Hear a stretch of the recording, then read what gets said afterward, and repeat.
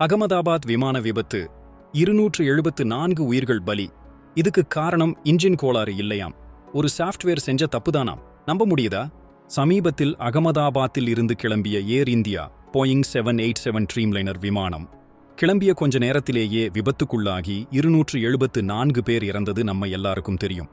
இந்த விபத்து தொடர்பாக ஒரு புதிய தகவல் அமெரிக்காவில் இருந்து வந்திருக்கு.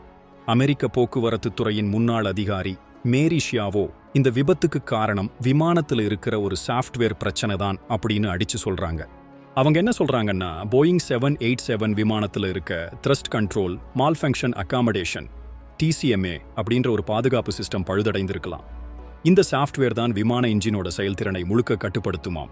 அதாவது விமானம் தரையில் இருக்கிறதா இந்த சாஃப்ட்வேர் தப்பா நினைச்சுக்கிட்டு பைலட்டோட கண்ட்ரோல் இல்லாமலே இன்ஜின் வேகத்தையும் லிஃப்டையும் தானா குறைச்சி இருக்கலாம். நடுவானில் இப்படி நடந்ததால தான் விமானம் சட்டுன்னு கீழே விழுந்திருக்கலாம்னு சொல்றாங்க. இதுக்கு முன்னாடியும் சில போயிங் 787 விமானங்களில இப்படி நடந்திருக்கிறதாவும் சொல்றாங்க. பிளாக் பாக்ஸ் சோதனை முடிவுகள் சீக்கிரம் வரும்னு எதிர்பார்க்கலாம்.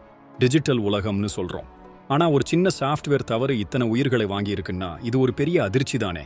எதிர்காலத்துல விமான பாதுகாப்பை இன்னும் எப்படி மேம்படுத்தலாம்னு நினைக்கிறீங்க? உங்க கருத்துக்களை மறக்காம கமெண்ட்ல சொல்லுங்க.